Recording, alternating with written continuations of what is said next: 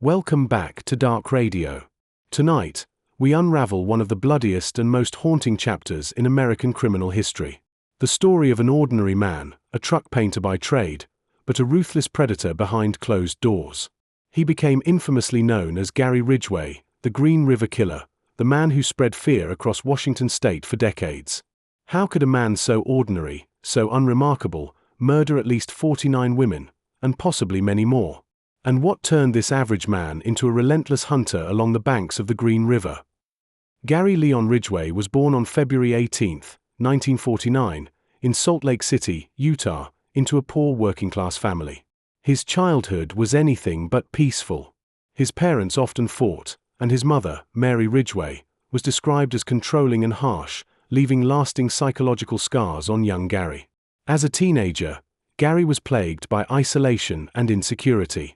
He struggled academically and was once tested with an IQ of only about 80, considered borderline low. Yet beneath his seemingly meek appearance, disturbing tendencies began to surface. From a young age, he displayed strange behaviors tied to sexuality and violence. Friends recalled him harming small animals for amusement. At just 16 years old, Gary shocked his community when he stabbed a 6-year-old boy simply to feel what it was like to kill. The child miraculously survived, and the case quickly faded away without legal repercussions. But it was the first undeniable sign of the darkness festering within him. After high school, Gary joined the military and served in the Vietnam War. The experiences of combat only deepened the cracks in his psyche. Upon returning to the US, he worked as a truck painter in the Seattle area.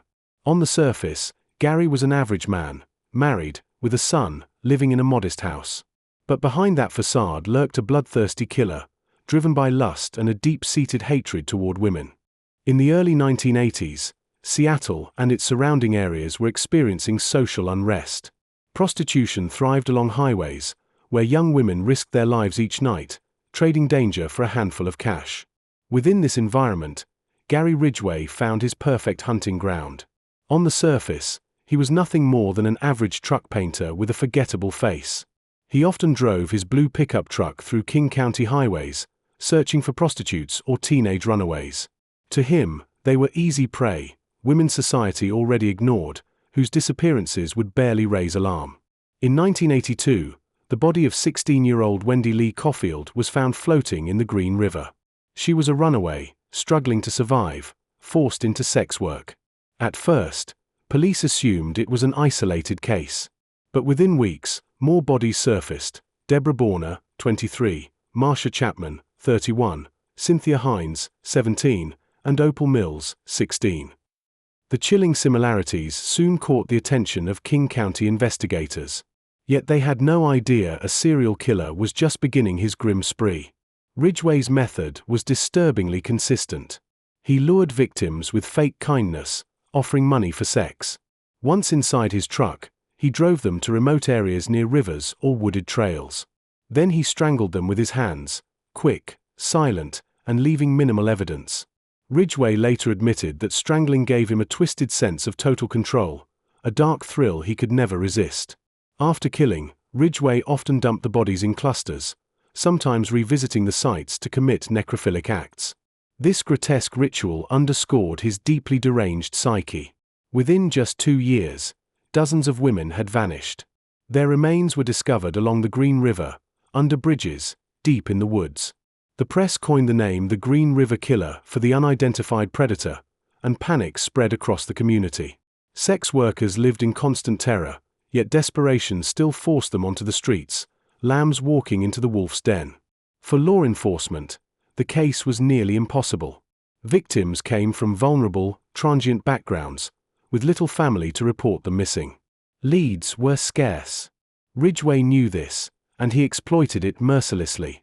After his first murders, Gary Ridgway didn't stop. On the contrary, he grew bolder and more meticulous. From the early 1980s through the late 1990s, dozens of women vanished around Seattle and Tacoma. The true number will never be known, but investigators believe he killed at least 71 women, with only 49 confirmed in court. Ridgway mastered a deadly double life. By day, he was a quiet, hard-working truck painter. Colleagues described him as mild-mannered, even shy. He married multiple times, though each marriage crumbled under his cold demeanor, sexual obsessions, and controlling behavior. Yet to the outside world, Gary Ridgway looked painfully ordinary, the last person anyone would suspect. By night, he became a predator. He prowled highways, lured sex workers, runaways, and vulnerable women into his truck. After killing them, he dumped their bodies in familiar clusters, often leaving multiple victims near each other, as if taunting the police. Law enforcement poured endless resources into the case. The Green River Task Force was formed, bringing together the county's top investigators. Thousands of pages of case files were compiled, hundreds of suspects interviewed.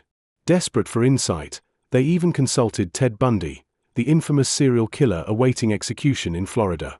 Bundy suggested the killer might revisit crime scenes to satisfy necrophilic urges, and he painted a chilling psychological profile.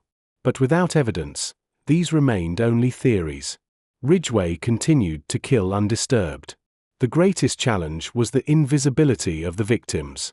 Most were sex workers or homeless women, marginalized and rarely reported missing promptly. Ridgway exploited this cruel reality. He was careful, cleaning himself after murders, avoiding leaving forensic evidence, and selecting victims society had all but abandoned.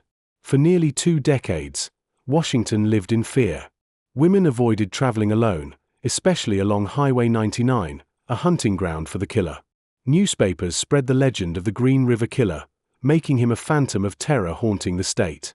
What made it all the more horrifying was Ridgway's calm normalcy. He went to work, attended neighborhood barbecues, and sat in church pews on Sundays. To friends and family, he was just another average man. But when night fell, he transformed into a monster. By the late 1990s, the Green River investigation seemed hopeless. Hundreds of files, thousands of hours of interviews, countless suspects, yet the killer remained free. But science was about to tip the scales. DNA technology had advanced. Back in 1987, Gary Ridgway had been questioned by police for suspicious behavior with prostitutes. At the time, investigators collected a saliva sample from him. For years, it sat unused. In the early 2000s, new DNA testing methods allowed even the tiniest biological traces from victims to be matched against stored samples. The results were undeniable. Gary Ridgway's DNA matched evidence recovered from several Green River Killer victims. On November 30, 2001, police swarmed Ridgway's workplace, a truck painting company in Kent, Washington, and placed him under arrest. His co-workers were stunned.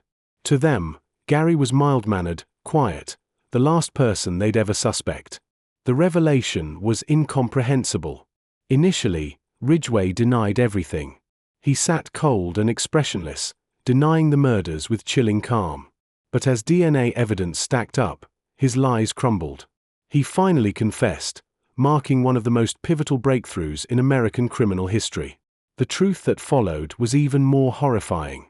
To avoid the death penalty, Ridgway struck a deal. He would confess in detail to the murders. Not only did he admit to killing 49 women, but he also hinted that the real number was far higher, with many victims never to be found.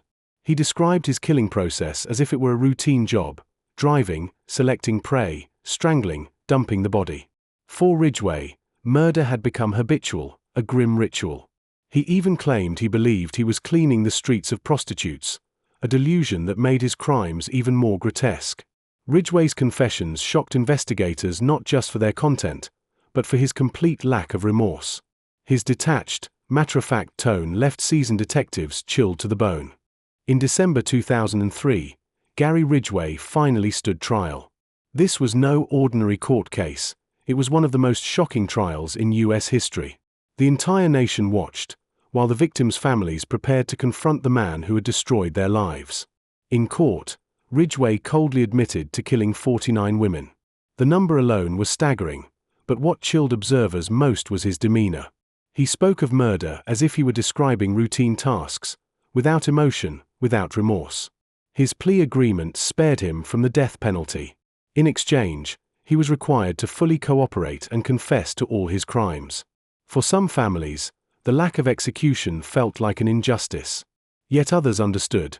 Without the deal, many truths and many victim stories might never have been uncovered. During victim impact statements, family members stood before Ridgway. They wept, they screamed, they cursed him for stealing their daughters, sisters, and mothers. Through it all, Ridgway remained stone-faced, his eyes empty, until one moment shattered his mask. Robert Rule, the father of a murdered girl, stood and said, "You have done so many evil things. But God says I must forgive. I forgive you, Gary Ridgway." The courtroom fell silent. For the first and only time, Ridgway broke down. Tears streamed down his face, not out of guilt, but from receiving a forgiveness he did not deserve. The court delivered its verdict: life in prison without parole, with 49 counts of murder. It was the harshest sentence possible under Washington law at the time. Ridgway was transferred to Washington State Penitentiary, where he remains to this day. The name Green River Killer has since become a chilling reminder of evil hiding in plain sight. With Gary Ridgway locked away for life without parole, many believed the story had ended. But the truth is, his dark legacy continues to echo across America. Ridgway is considered the most prolific serial killer in U.S. history, convicted of 49 murders, though experts believe the real number may exceed 70.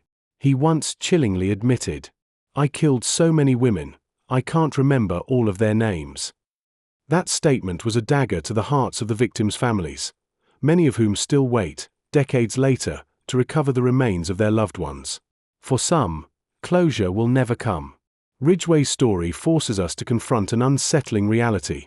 He was not a cinematic genius villain or an obvious monster. He was ordinary, a factory worker, a husband, a neighbor. His normalcy was his deadliest disguise. It shows that evil can wear the most unremarkable face. The Green River case also reshaped American criminal investigation. It proved that DNA technology could break even the coldest of cold cases.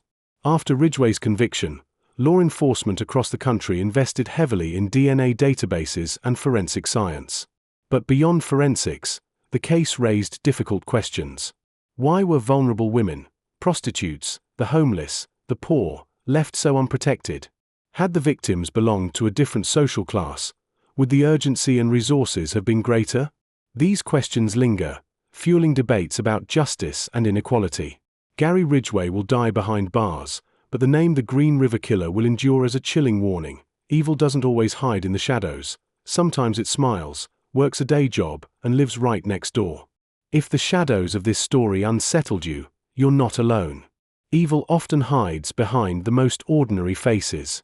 Subscribe to Dark Verdict Files for more real-life darkness brought into the light. And remember, justice may sleep, but it never dies.